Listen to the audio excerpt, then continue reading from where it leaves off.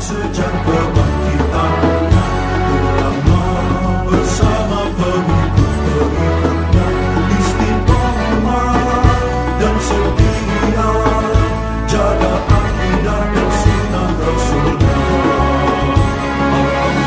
Alhamdulillah segala puji baginya, ulama bersama pengikut-pengikutnya istiqomah dan setia, menjaga agama Nusa dan bangsa.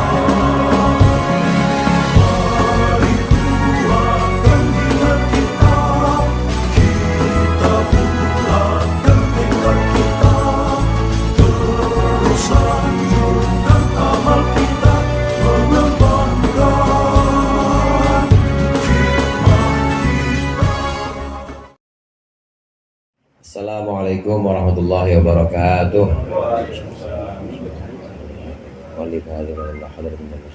Al-Fatihah. A'udzubillahi minasyaitonir rajim. Bismillahirrahmanirrahim. Alhamdulillahirabbil alamin. Maliki yaumiddin.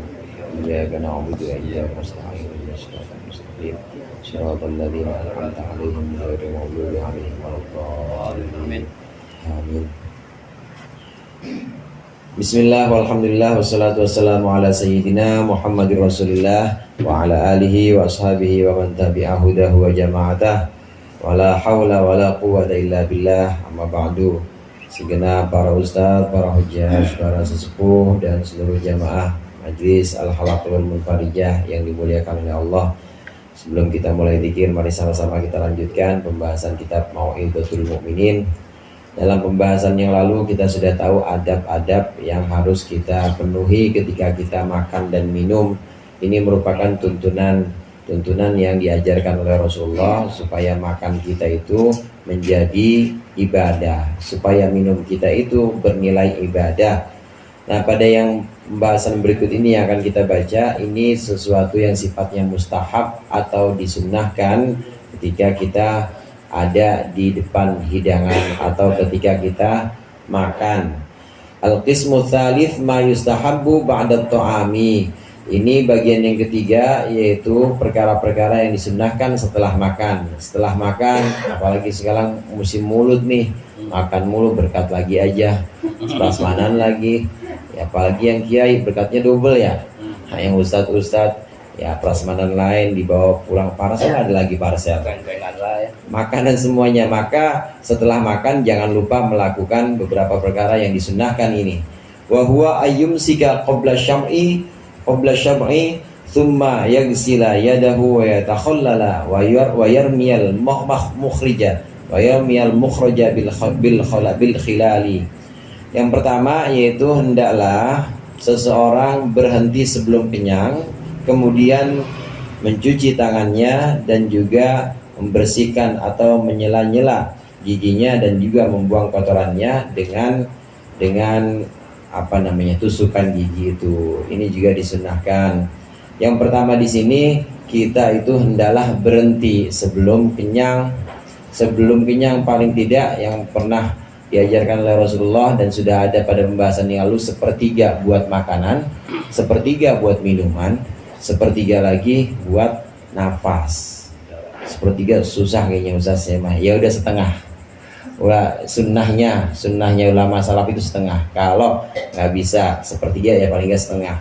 Ya, orang banyak undangan ya, tahlil lagi, habis tahlil makan lagi, maka setengah. Tapi jangan sampai kenyang. Hendaklah kita itu berhenti sebelum kenyang, maka kita harus sudah berhenti. Bahkan ada satu hakim itu artinya bukan hakim Indonesia. Hakim itu orang bijaksana, dia orang yang memang sudah melakukan eksperimen atau tajribah bahasa Arabnya. Dia adalah ahli kedokteran. Ada satu obat yang tidak punya efek. Kalau obat-obat lain kan biasa ada efeknya. Ya mau yang ringan misalnya ngantuk aja, atau bahkan dalam jangka waktu yang lama itu bisa muncul penyakit yang lain. Kalau obat-obat kan seperti itu. Ada obat yang tidak punya efek apa-apa, yang tidak punya pengaruh, tidak punya efek apa-apa, nggak ada efek sampingnya. Apa itu? Obatnya, kata seorang dokter ini, seorang hakim ini, obatnya adalah hendaklah engkau berhenti sebelum kenyang, dan makan ketika engkau benar-benar menginginkannya. Jadi kalau belum lapar banget atau belum pengen banget, ya udah jangan makan. Ya apa kek, ngopi kek, kalau nggak ngopi ngerokok ya. Iya, kalau belum pengen banget ya jangan makan. Begitu juga ketika sudah ada di hadapan hidangan, kemudian kita mulai makan, sebelum kenyang berhenti. Nah itu obat yang paling manjur dan juga nggak ada efek sampingnya. Berhenti sebelum kenyang, dan juga makannya kalau lagi pengen aja.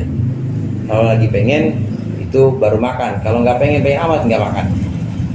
Tapi begitu udah ada yang kita pengenin, makanan kesukaan kita, ya nggak sampai habis juga, nggak sampai kenyang juga. Sebelum kenyang sudah berhenti. Ini obat yang paling manjur dan juga tips sehat yang paling mujarab ini.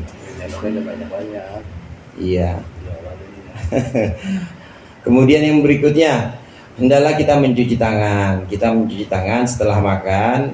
Ini mencuci tangan ini kalau kita, ya kalau makan ya pakai tangan ya. Kalau kita makannya pakai tangan. Ada yang dijelaskan di Ihya lengkapnya. Di sini tidak disebutkan. Setelah makan itu memang disunahkan hadirin, kita setelah makan kita jilatin. Kita jilatin, kita lamotin nih jempol 3. Ini orang sini makannya pakai jari 3 doang kan ya? Dangkop. Iya, saya kadang lihat ada tuh orang Arab itu kalau makan begini tangannya.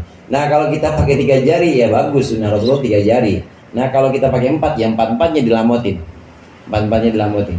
Kalau kita pakai 5 ya 5-5-nya. Selesai makan dilamotin baru cuci tangan. Karena kata Rasulullah kita nggak tahu barokah yang mana. Kita nggak tahu barokah itu ada di nasi yang mana. Boleh jadi barokahnya itu ada nasi yang di sini, yang di sisa sini. Makanya dilamotin. Emang itu sunnah. Itu saya diajarin sama Njit begitu. Nah sekarang udah ada sendok sih emang. Di sendok jangan sampai ada sisanya. Kita nggak tahu apakah di sendok atau di piring itulah justru keberkahan yang ada di situ. Keberkahan yang ada yang udah masuk belum tentu, tapi yang ada di piring itu boleh jadi di situ ada yang berkahnya. Jadi namanya barokah dari makanan itu nanti dipakai buat ibadah enak, dipakai buat ngurus anak, buat ngurus masyarakat yang memang pengabdiannya buat masyarakat itu juga enak. Itu kalau ada barokah dalam makanannya. Dan barokah makanan boleh jadi di sisa-sisa terakhir yang kita lomotin itu di jari atau yang ada di sendok terakhir. Makanya jangan disisain, satu mata aja jangan disisain. Ya bodoh amat orang bilang lu maruk amat lu. Ya emang begitu diajarinnya sama Rasulullah. Emang seperti itu. Diajarkan untuk sampai bersih. Kalau ada yang jatuh, itu juga kita ambil langsung. Jatuh di pinggiran piring-piring kita nih, langsung ambil makan aja. Itu saya diajarin dulu begitu. Jidah ngajarin kalau ada yang jatuh langsung dimakan. Kalau bisa ditaruh piring lagi langsung dimakan. Sabda Rasulullah SAW, man akala ma yaskutu minal ma'idah asya fi sa'atin wa ufiya fi waladi. Orang yang makan remehan nasi, orang yang makan nasi-nasi yang jatuh, makanan-makanan yang dari hidangan dia, dari piring dia jatuh, dimakan langsung, maka asya fi sa'atin, akan Allah berikan kelapangan dalam hidupnya. Rizkinya ngalir terus tuh, buat dipakai apa aja datang lagi. Wa ufiya fi waladi, dan akan Allah berikan keafiatan, Allah berikan keselamatan anak-anaknya nanti. Anak-anaknya sehat-sehat semuanya, nggak ada yang dirawat. Ya dirawat sama istrinya. Ya dirawat namanya anaknya suaminya dirawat sama istrinya. Nggak ada yang macam-macam. Ini kalau kita ingin keberkahan dalam makan kita. Nah kemudian yang ketiga di sini, setelah selesai kita makan, kemudian kita jilatin atau kita lamotin jari kita, nah baru kita cuci tangan. Selesai cuci tangan, kalau ada yang bisa kita bersihkan dari gigi-gigi kita, maka boleh, itu disunahkan juga kita bersihkan. Tapi jangan jangan dimakan lagi, nggak boleh, makruh. Kita selilitan ya, kita congkel. Sayang nih, makan lagi nggak boleh. Yang dimakan lagi itu makruh, nggak boleh. Buang bareng sama tusukannya, buang bareng sama makanan-makanan yang memang nggak bisa dimakan, kayak tulang segala macam. Nah itu dibuang bareng. Kalau udah pakai tusukan gigi jangan dimakan lagi, buang yang jauh-jauh. Nah, adapun yang sisa-sisa di mulut misalnya dan itu bisa digeser dengan kumur-kumur atau dengan lidah kita, itu kalau itu nggak apa-apa dimakan. Masih di dalam. Masih di dalam.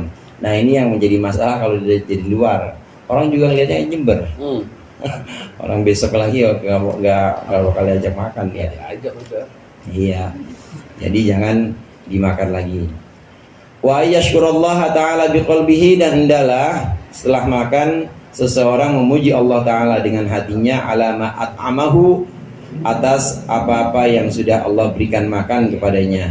Fayarat ta'ama ni'matan minhu, maka dia melihat makanan sebagai nikmat dari Allah. Ini tentu kita memuji Allah dalam hati kita. Alhamdulillah enak banget makan hari ini. Alhamdulillah masih dikasih kenikmatan, sehat semuanya, makanan jadi enak. Sehingga kita melihat makan itu sebagai nikmat yang benar dari Allah. Nikmat yang benar-benar dari Allah. Jadi kita ada maknanya. Makan kita, minum kita itu benar-benar bermakna, benar-benar ada artinya, karena kita tahu bahwa itu makanan adalah bagian dari nikmat Allah. Qala Allah Ta'ala, kulu min thayyibati ma razaqnakum washkuru lillah. Jelas di situ perintah syukur.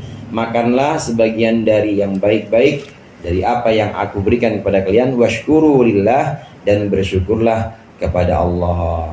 Dalam hati alhamdulillah, lisan kita alhamdulillahilladzi at'amana wa saqona wa ja'alana minal muslimin. Lisannya mengucapkan alhamdulillah, hatinya juga syukur. Alhamdulillah masih dikasih kesehatan, masih enak makan. Betapa banyak orang yang makannya udah sulit, akhirnya diinfus, makannya pakai selang. Nah, kita masih diberikan kenikmatan makan. Nanti dipraktekin habis ngaji nih, ada kacang, ada bakwan, ada apa lagi tuh, martabak. Alhamdulillah. Wallahu a'lam bishawab.